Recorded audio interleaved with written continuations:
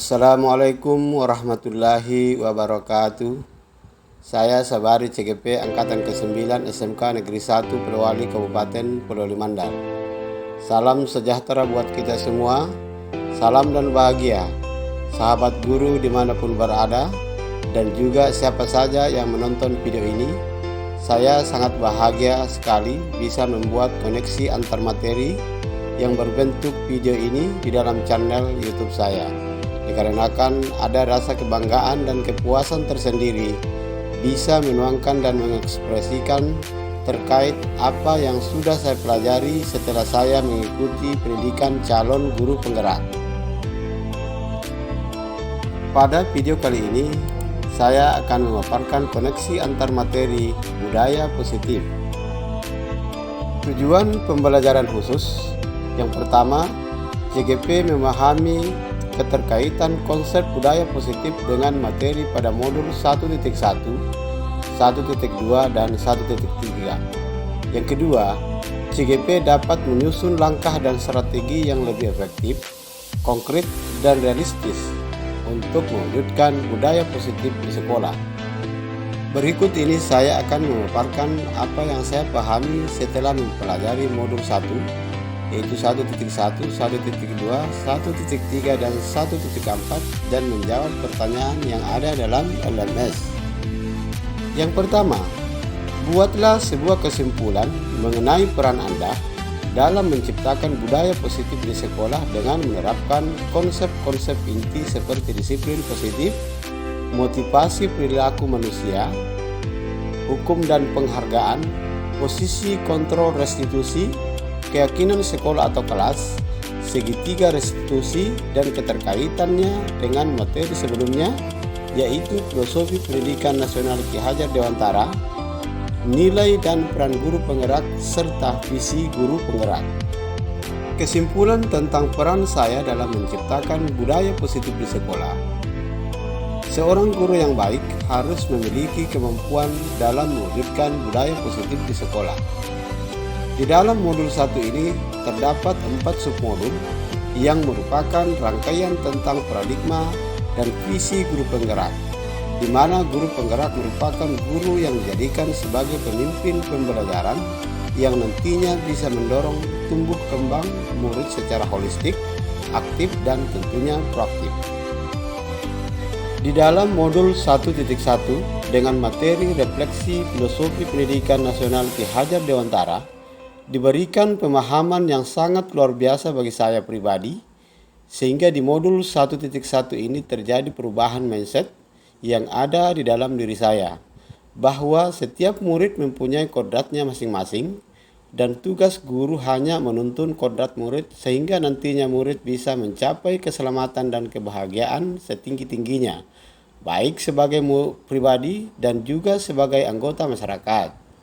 Ada beberapa hal yang bisa saya pahami dari pernyataan Ki Hajar Dewantara yang tertuang dalam materi modul 1.1 adalah: yang pertama, pendidikan adalah menuntun tumbuh atau hidupnya kodrat yang ada pada anak agar dapat memperbaiki lakunya untuk mencapai keselamatan dan kebahagiaan setinggi-tingginya, baik sebagai manusia maupun sebagai anggota masyarakat.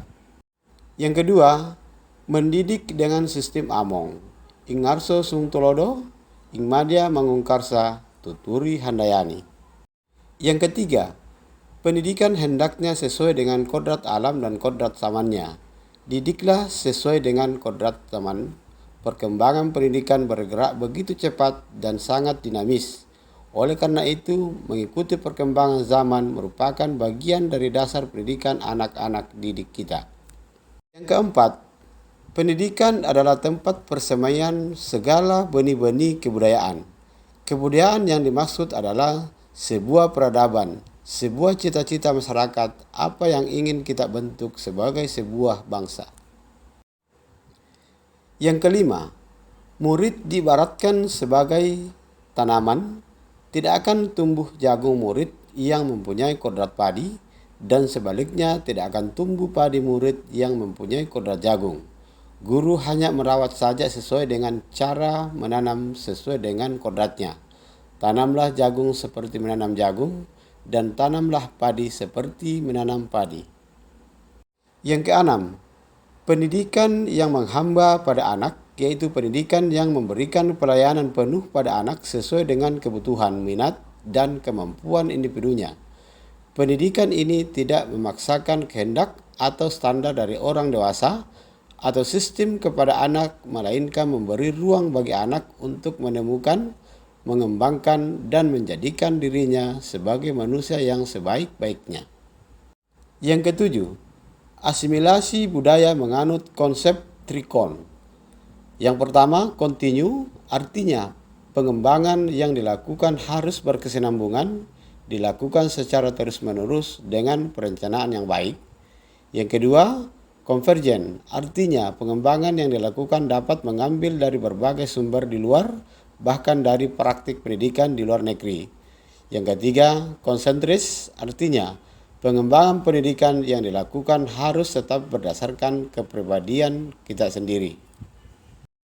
Berangkat dari bekal yang sudah saya pahami di modul 1.1 dan berlandaskan pada filosofi Ki Hajar Dewantara, selanjutnya saya sebagai guru mulai membangun dan menegakkan nilai-nilai dan peran guru penggerak sesuai dengan materi yang ada di modul 1.2 tentang nilai dan peran guru penggerak. Sehingga materi modul 1.2 ini merupakan penguat untuk menjalankan filosofi Ki Hajar Dewantara dengan menegakkan nilai guru penggerak dan siap memerankan peran guru penggerak. Adapun nilai guru penggerak yaitu berpihak pada murid, mandiri, kolaboratif, reflektif, dan inovatif. Sedangkan peran guru penggerak yaitu menjadi pemimpin pembelajaran, menjadi coach bagi rekan kerja atau guru lain, mendorong kolaborasi, mewujudkan kepemimpinan murid, dan menggerakkan komunitas praktis. Setelah memahami modul 1.1 dan 1.2, alur berikutnya adalah membuat visi.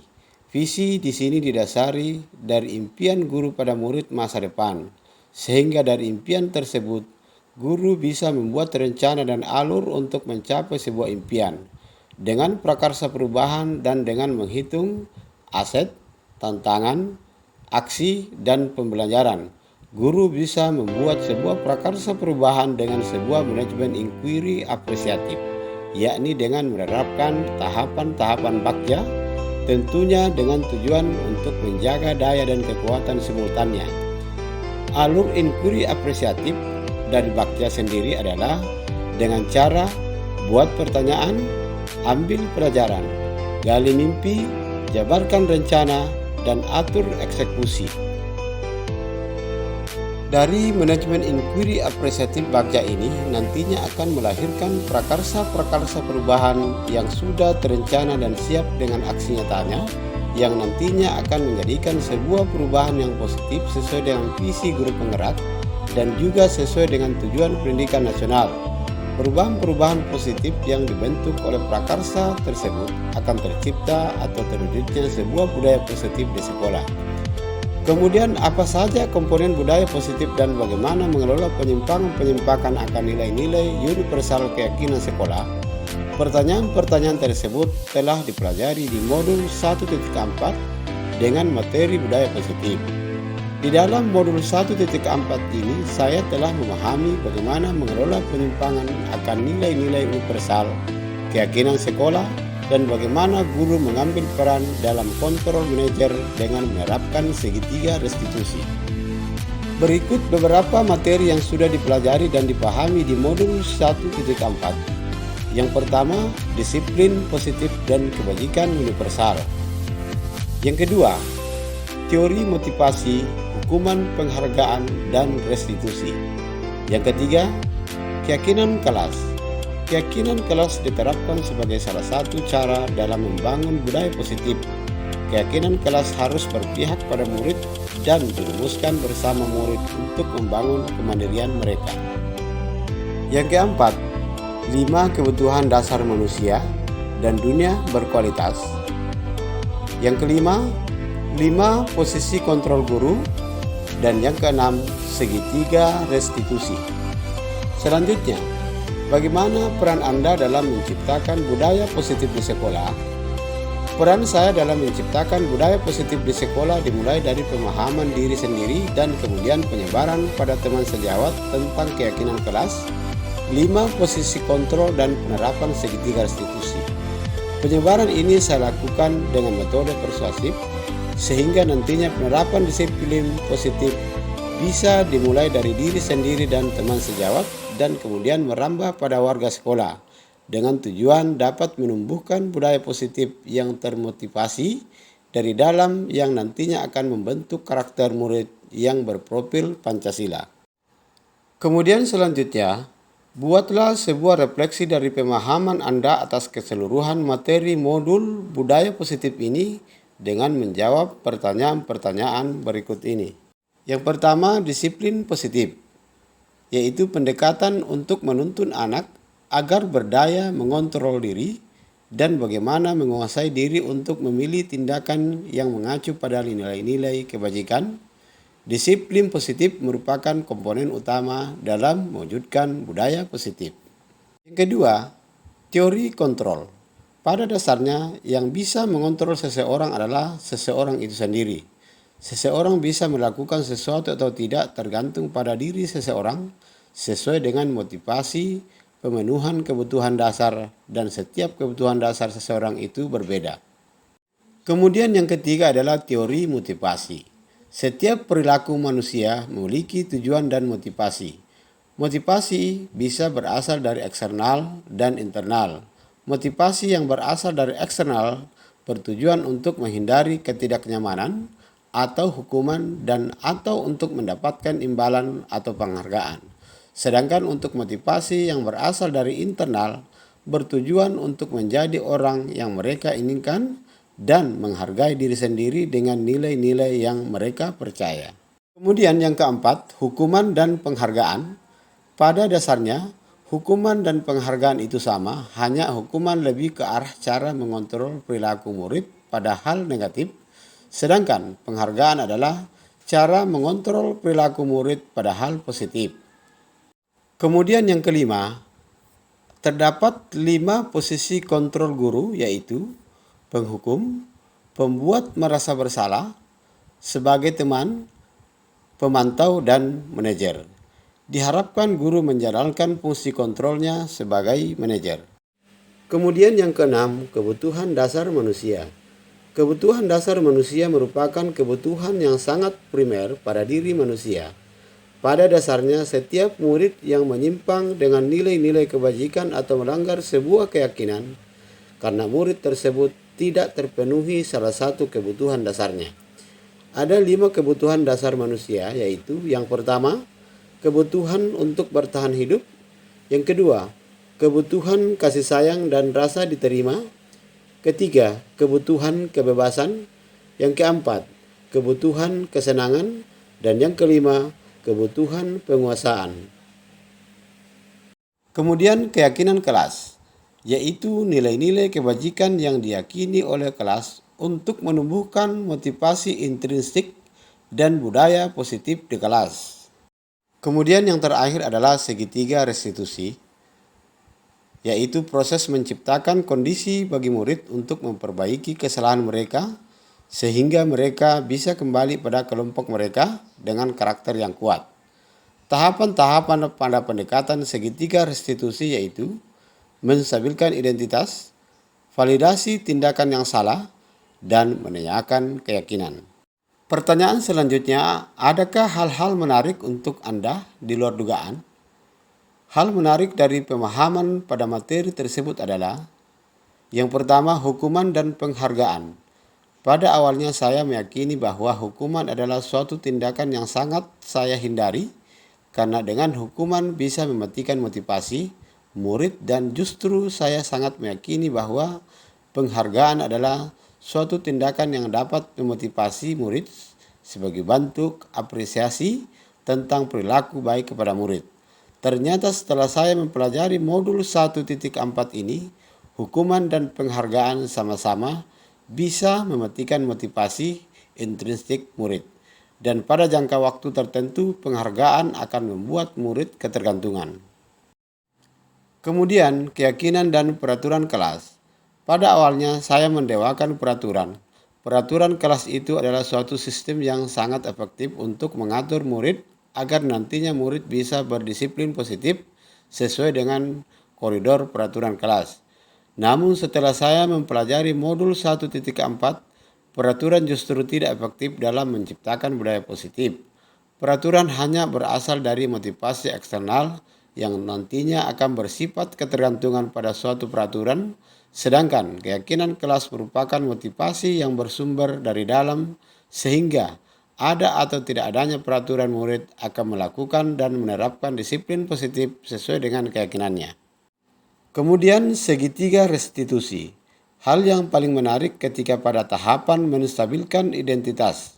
Ketika seorang guru berkata pada murid bahwa tidak apa-apa melakukan kesalahan dan setiap orang pasti melakukan kesalahan.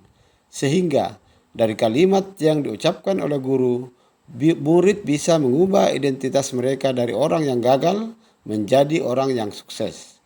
Sedangkan yang sering saya lakukan biasanya menyudutkan murid dengan membahas berbagai aktivitas penyimpangan mereka dari beberapa sudut pandang. Pertanyaan selanjutnya, perubahan apa yang terjadi pada cara berpikir Anda dalam menciptakan budaya positif di kelas maupun sekolah Anda setelah mempelajari modul ini? Yang pertama, perubahan paradigma tentang hukuman dan penghargaan. Yang semula saya beranggapan bahwa penghargaan adalah langkah yang efektif untuk menumbuhkan budaya positif. Ternyata untuk membangun budaya yang positif harus berawal dari motivasi intrinsik yang nantinya akan membentuk sebuah keyakinan, baik keyakinan di kelas maupun keyakinan sekolah. Kedua, perubahan teori kontrol. Yang semula saya beranggapan bahwa guru bisa mengontrol murid dengan daya dan upayanya, ternyata telah mempelajari modul 1.4, guru dapat mengontrol murid itu hanyalah sebuah ilusi. Yang dapat mengontrol murid sebenarnya adalah murid itu sendiri. Yang ketiga, perubahan segitiga restitusi. Yang semula saya menyelesaikan kasus penyimpangan dengan cara mengintervensi murid dengan menunjukkan sisi-sisi kesalahan dari berbagai sudut pandang. Sekarang keyakinan saya berubah dengan menstabilkan identitas dari orang yang gagal menjadi orang yang sukses. Pertanyaan selanjutnya, pengalaman seperti apakah yang pernah Anda alami terkait penerapan konsep-konsep inti dalam modul budaya positif, baik di lingkungan kelas maupun sekolah Anda? Pengalaman yang saya alami terkait penerapan konsep-konsep inti dalam modul budaya positif, baik di lingkup kelas maupun sekolah adalah menggunakan segitiga restitusi dengan posisi kontrol sebagai manajer. Dan hambatan dan tantangan saya masih berbenturan pada beberapa guru yang masih berparadigma bahwa kontrol penghukum adalah tindakan yang paling efektif untuk mendisiplinkan murid. Sehingga saya butuh pendekatan khusus secara persuasif untuk berdiskusi dalam membangun pemahaman tentang disiplin positif dan budaya positif. Selain itu, sampai saat ini pemahaman sebagian besar siswa adalah adanya hukuman ketika melanggar peraturan sekolah. Sehingga apabila kita mendisiplinkan siswa dengan cara segitiga restitusi, sekalipun sudah melanggar tetapi dianggap biasa-biasa saja karena tidak ada hukuman dan konsekuensi atas pelanggarannya. Pertanyaan selanjutnya, bagaimana perasaan Anda ketika mengalami hal tersebut? Perasaan saya ketika mengalami hal tersebut, saya merasa mempunyai kewajiban untuk menyebarkan pemahaman tentang budaya positif, baik di kelas maupun di sekolah, terutama pada hal paradigma, kontrol penghukum dan penggunaan segitiga restitusi dalam setiap pemecahan penyimpangan yang terjadi pada murid. Saya merasa mempunyai kewajiban kepada setiap warga sekolah untuk menyebarkan pemahaman bahwa setiap murid mempunyai kebutuhan dasar dan jika kebutuhan dasar tersebut terpenuhi, maka tidak akan ada penyimpangan-penyimpangan yang terjadi. Maka dari itu, untuk memenuhi segala kebutuhan murid dalam hal penyimpangan, tentunya dibutuhkan segitiga restitusi yang bisa menstabilkan identitas sampai pada keyakinan diri murid. Kemudian, menurut Anda, terkait pengalaman dalam menerapkan konsep-konsep tersebut, hal apa sajakah yang sudah baik? Adakah yang perlu diperbaiki? Hal baik yang sudah saya lakukan yaitu adanya peraturan yang sudah mengikat, tinggal bagaimana saya mengubah peraturan tersebut menjadi sebuah keyakinan, baik keyakinan kelas maupun keyakinan sekolah. Adapun hal yang perlu saya perbaiki yaitu mengubah mindset diri saya sendiri agar saya bisa menjadi posisi kontrol sebagai penghukum dan pemberi penghargaan menjadi sebuah guru yang bisa mengambil peran sebagai manajer. Sebelum mempelajari modul ini, saya sering mengambil kontrol sebagai penghukum dan pembuat merasa bersalah. Namun setelah saya mempelajari modul 1.4 ini, saya lebih cenderung merubah posisi kontrol sebagai manajer sehingga akan membangun identitas murid yang awalnya sebagai orang yang gagal menjadi orang yang sukses. Sebelum mempelajari modul ini, pernahkah Anda menerapkan segitiga restitusi ketika menghadapi permasalahan murid Anda? Jika iya, tahap mana yang Anda praktekkan dan bagaimana Anda mempraktikkannya? Sebelum mempelajari modul ini, saya pernah menerapkan segitiga restitusi, namun beda istilah saja, dan langkah-langkah tidak teratur serta tidak ada tujuan dan indikator yang jelas. Sehingga apa yang saya lakukan tanpa arah dan tujuan, dan output dari apa yang saya lakukan tidak berdasarkan pada keyakinan kelas dan tidak termotivasi dari dalam diri murid. Motivasi saya hanya bagaimana murid bisa disiplin dan tidak melanggar peraturan dan mengabaikan motivasi intrinstiknya sehingga hasilnya tidak maksimal. Pertanyaan terakhir, selain konsep-konsep yang disampaikan dalam modul ini, adakah hal-hal lain yang menurut Anda penting untuk dipelajari dalam proses menciptakan budaya positif baik di lingkungan kelas maupun di sekolah? Tentunya ada, yaitu berkolaborasi dengan semua pihak agar bisa mendukung dan menciptakan budaya positif. Kolaborasi bisa berbentuk komunikasi intens dengan kepala sekolah, teman sejawat, wali murid, dan sebagainya. Komunikasi tersebut juga berbentuk persamaan persepsi antara semua warga sekolah sehingga bisa jadi satu visi dan misi dalam menciptakan budaya positif. Selain itu, kami yang mengajar di jenjang SMK perlu adanya pemetaan kompetensi awal dan bakat minat siswa pada saat pendaftaran sebagai dasar dalam menuntun siswa mengembangkan kompetensi dan bakat minatnya. Demikian pemaparan dari saya tentang koneksi antar materi modul 1.4. Semoga dapat menginspirasi.